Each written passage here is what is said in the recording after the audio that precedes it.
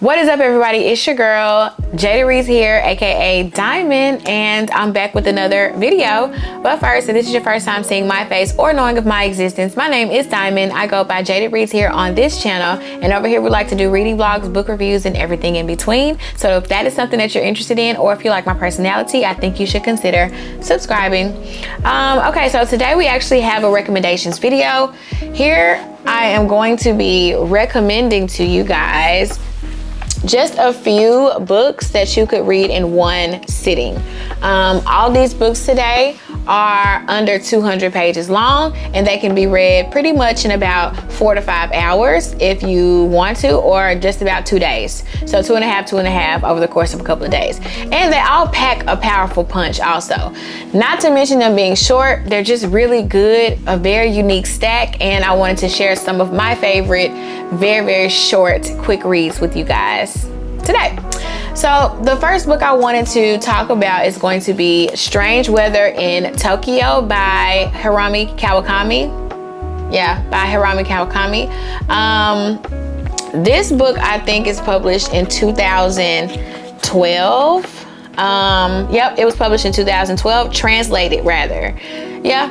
It says published and copyright translated into English in 2012. This story follows Tsukiku or Tetsukiku and Sensei. It is definitely like a story of loneliness and how two lonely people can be a comfort and joy to one another. Just to give you a brief premise about it, it is following Tsukiku on her same meandering, monotonous days where she goes to the same little sake bar. She gets the same food, same drink every time she goes, and she just is by herself. And then one day she stumbles upon her old teacher, who she cannot remember his name, so she decides to call him Sensei, and they strike up conversation, and then they start to go on these journeys and adventures together, and they also meet up and have lunch and dinner together at the same place that they met. And so the story is just about this relationship that begins to bloom and blossom between the two of them, and it leads to maybe something further. Tsukiku is just really trying to figure out what is the sensation, what is this feeling that she's having regarding Sensei, and that's basically how you get the story that Mieko. Why do I want to say Mieko? That's the author of The Convenience Store Woman. But that's how you get the story of Harumi Kawakami here, Strange Weather in Tokyo, that I think was initially published as The Briefcase. I really like this a lot. It's very interesting. It's a very unique story. It was very surprising also to learn what ends up happening between Tsukiku and Sensei. It's very surprising. It's definitely an age gap situation going on here, and so you can read it however you want to when you decide to take a dive into this, because there's a huge topic right now surrounding age gap dating and what's a good age gap to begin or start with, or what's an acceptable age gap. But at the end of the day, it's a very beautiful story, and I really enjoyed it. And it tops out at 179 pages, and I highly recommend this book. I read it back in 2022. All right, so next up on our list is going to be First Love by Gwendolyn Riley. This is a NYRB edition, published in 2017, and it tops out, let me just tell you at the beginning how many pages it has. This book has 167 pages. I read this book in 2023. This book is about Neve and Edwin, and it is about a relationship that for all intents and purposes should not have happened in the first place. It's definitely a marriage of convenience story of two people who should have vetted each other properly before they decided to go into a relationship and then further to go on and get married. It's very tumultuous, very heartbreaking scenes in this novel, arguments. Also, there's a lot of unresolved issues that Neve has with her family, especially her father. And so you get that type of aspect of dealing with unresolved issues within family and how they can trickle over into your adulthood and into your relationships thereafter. And so yeah, I really liked it for that reason and that purpose. And I like the story that Gwendolyn was telling. It was like a story within a story with Neve. But however, I felt like it could have been a little bit stronger in some aspects and some parts, but still it's a very gripping story. And I think we might have the same idea if you were to read this and we would talk about it. It's still gripping. You can't quite put your finger on what it is that's like sucking you in. Therefore, it makes you just, continue to want to devour the book in about 4 hours, 5 hours. Probably less than that, honestly. But I still recommend it because it was still good. You know what I mean? I think I gave this a 3.5 star, which that means I can recommend it to someone else. So yeah, this was a good one also. First Love, Gwendolyn Riley.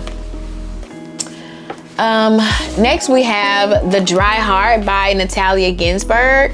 This book is not even 100 pages. This novella it's actually considered a novel, but it's short enough to be called a novella. It was published by Natalia Ginsburg in copywritten, so it says really 1947, but yes, it was published in 1947 in Italian, and it was translated in 1952 to the English.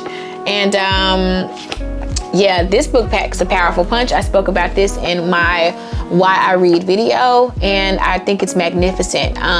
Natalia Ginsburg's voice in this novel really would make a woman feel seen and heard. Like I said, as far as the female rage portion or aspect of our lives as women. And this story follows an unnamed narrator, if I'm not mistaken, who was not seeking love, but in some form or fashion, love came to find her, and she ended up getting married to a man who basically let her to believe that he was in love with her. And then as she grew and came into her own, she realized that what she was dealing with was definitely an unrequited situation, which definitely could have been was made better because she did give birth and have a child in this book. And then you get to go on that journey with her being a mother, but also being a wife of someone who is a serial cheater / has this mistress that he's not willing to let go. But that's just like the premise, the outlined story of the novel. It has so much more to offer in these 88 pages, and I really think that it would behoove you to pick this up if you're just interested in something quick but still very amazing. Natalia Ginsburg has this very niche voice. I was wildly entertained by this book, and I was very much engulfed in what it was that this character had to say. I was extremely invested in her story for the day that I read it, because I read it in a day. And I do have a blog on this, so I'll link the blog above if you care to think or see or hear rather what I had to say about it. But I highly recommend this. It's a 5-star read, and it's definitely one for the books. Next up, we have The Bluest Eye by Miss Toni Morrison. The Bluest Eye is Toni Morrison's first novel that she ever wrote and published. My copy, hold on first. The Bluest Eye was published in 1970. My copy stops at 160 pages. And although this novel is very short, and it can be read in one sitting, and I think actually it's best if you do read this in one sitting and like devote an afternoon or an evening to this novel. It has so many themes in here that will still take your breath away and make you have to continuously think about Pecola and the story of Pecola. So this story follows Pecola, and she's the main character, but she's actually not the main character. Someone else is actually talking in this book. I want to say it's Claudette. Her name is either Claudia or Claudette, and she's the one specifically telling the story. So what happens is, it's Claudia, not Claudette, but Claudia. So what happens is Pecola comes and stays with Claudia and her family because of a specific reason or another. You have to read the book to know.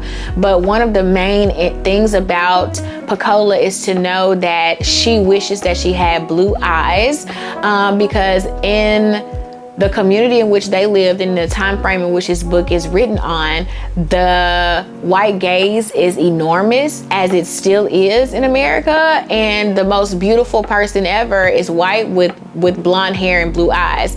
And Pecola feels like if she could at least be blessed with blue eyes from God, that would make her life tons and tons better, because she feels extremely ugly and everyone around her makes her feel very, very ugly. Her skin is too dark, her hair is quote unquote nappy, and she has brown eyes instead of blue eyes. And so she could just have that one characteristic, things would just be better for her, which is of course we know not true. But it follows that story and all other stories inside of that story as it relates to Jim Crow. It's not in the South, it's in Ohio, but Jim Crow South definitely trickled up into the Midwest. And racism and incest is in this book, if you want to know. Trigger warning for that. And rape, sexual assault, and everything in between is written about in this story. And of course, you know, you have to look forward to that beautiful language that Toni Morrison writes in. So even though it's a very harsh tale of the truths of that time period, it's written so exquisitely well that you can't help but continue on reading it. Okay, so this is a difficult book, but it's a very rewarding read at the same time, and I think you should consider picking it up. All right, next we have Near to the Wild Heart by Clarice Lispector, published in 1943 and translated in 2012. And I think it's translated from the Portuguese. So here, this is a very, very interesting novel. It's hard to kind of like give a synopsis on it, to be quite honest with you guys, but it's still so good and so engulfing, and it's a part of this because it's under 200 pages, and I think it's a rewarding read. So a few things to note about Near to the Wild Heart. We have an author, Clarice Lispector, basically writing about how she sees the world, writing about the world in which she lives in. Basically, she's writing about how she sees the world. She is part of the modernist movement. That's a thing to note also, which is a new alignment with the experience and values of life. And then you have the whole title of Wild Heart. Wild Heart is a significant of this new way of seeing. As I said, the world in which she sees. She's writing about the world in which she sees it. So you have Joanna here. Joanna becomes an orphan and goes to move with her aunt and uncle at their home. And Joanna is very weird and even untoward at times, completely misunderstood by her relatives. She's a very strange character and seems to understand the world in a way that no one else around her does. She gets it and literally can't be bothered with anyone else who does not. And it's just a very, very moving novel. Those are the notes that I had written down from it when I first spoke about this book, because it is so hard to talk about this book in its totality because it has so much in it. I just think you would have to experience something like this for yourself to understand on your own, or gain some sort of understanding by yourself of it. But I do think it's a rewarding read at the end of the day, and you should try it out. Near to the Wild Heart. And then another book that's under 200 pages is Days of Abandonment, or The Days of Abandonment by Elena Ferrante. I read this book in December, or I've been reading it, but I finished it in December. It tops out at 100. I'm sorry for the sun, you guys. It tops out at 100 pages. Sorry. It's just over 188 pages long, and I do apologize. It's just over 188 pages long, and it's a really good read. This is another one where you are engulfed into Olga's story. Olga is told on the first couple of pages her husband comes home and tells her that he does want a divorce from her. Sorry, it's translated from the Italian, by the way. I do apologize. And also, I think it's published in 2012. Let's see if I'm right. Oh, I'm wrong. 2002. 2005. 2005. So yeah, anywho, that's the publishing and everything like that. But anyway, this follows, The Days of Abandonment follows Olga, and Olga's husband tells her that he wants to divorce her on the first page. And you can definitely tell that she's taking, Ellen Ferrante took a lot of inspiration from Natalia Ginsburg.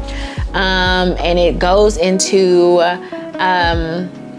Olga spiraling in and out of control, in and out of happiness, emotions. She's just enveloped and engulfed in everything that she has going on inside of her soul and her head, that she can't even be bothered to raise her children, let alone take care of herself. There's a lot of like wispy moments, feverishly dreamy moments in this story where you don't know if Olga is sleeping and these things are happening in her dreams, or if she's awake and these things are happening in real time. And I think that speaks to the idea that, you know, when you are gut wrenched, when you are kicked in your stomach by the fact that your life is no longer to exist the way it has existed, and it's one-sided because you're still in love with your significant other, the emotions and the tables turning and everything, just like, you just can't believe it. It's like losing someone. She's grieving the loss of someone, except he's actually still alive. He's just no longer with her. So imagine all of those things. If you've ever fallen out of love, sorry, not even fallen out of love, but if you've ever been broken up with or treated terribly by someone that you love, imagine all those feelings that you felt put into word form by someone who does it so eloquently. That is The Days of Abandonment. And I think this is best read in 1 to 2 sittings as well, as I did not read it in 1 to 2 sittings, but I know it would have been more rewarding if I did. But all in all, it was still such a very good book, and it was so honest. And it was so honest. It was very hard to read at times as well, because I kind of experienced something just a little bit similar. Not spot on, but still I could really relate to Olga, which made it difficult for me. That goes to show how good this book was. So yeah, try it out. Next we have Zora Neale Hurston's Their Eyes Were Watching God, another oldie but goodie, an American classic, published in 1937. Zora Neale Hurston was a part of the Harlem Renaissance. And this book tells a story of a woman who is a beautiful woman, a mixed-race woman in the South, being raised by her grandmother and being taught a way to live that doesn't quite go with who she feels like she is on the inside. And it follows her relationships with men and the tumultuous relationships that she has with them, and ultimately finding the one that she loved the most in the end. And it was just very good. It was a very good story. I had a lot of critiques on it when I did read it in a reading vlog. As you should, because everything is not going to be perfect. There's no such thing as a perfect novel, but I quite understood what Zora Neale Hurston was writing on and writing about, as the representation of Black love, especially at this particular time in history, had not been documented. It's always about the struggles of things, the Black struggle, the Black experience in a more negative way. So this was kind of sort of considered a positive way and a positive showing of love. So we can appreciate Their Eyes Were Watching God for that. And I also just feel like you should read this book, as it is a part of American history as well. And it tells a great story of the Black experience around this time period. And I enjoyed it very, very much.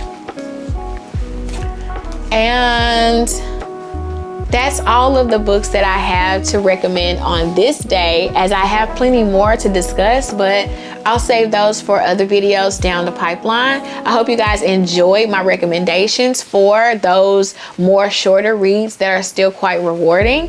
And don't forget to subscribe to my channel if you have not. Thank you so much for 1,000 subscribers. And I'll see you guys in the next upload. Deuces.